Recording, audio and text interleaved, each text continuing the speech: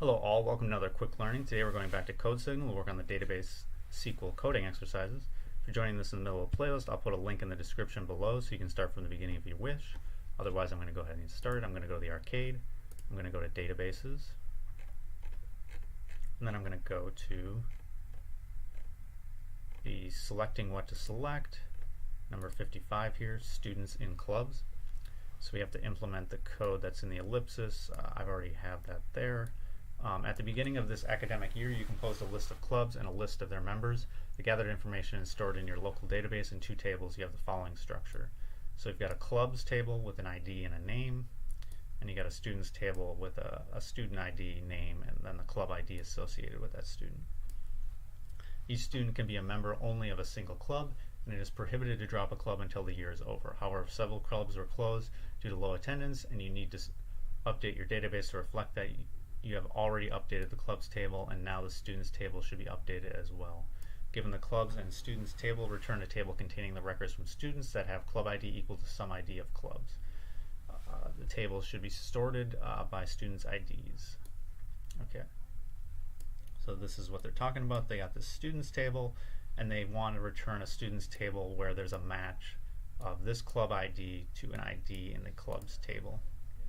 So they would get rid of this row here because club ID 11 does not show up in the clubs table. It's now an obsolete club. So they've already done some coding for us. So they're selecting all the columns from students. You can see they're pulling all the IDs from all the columns from students.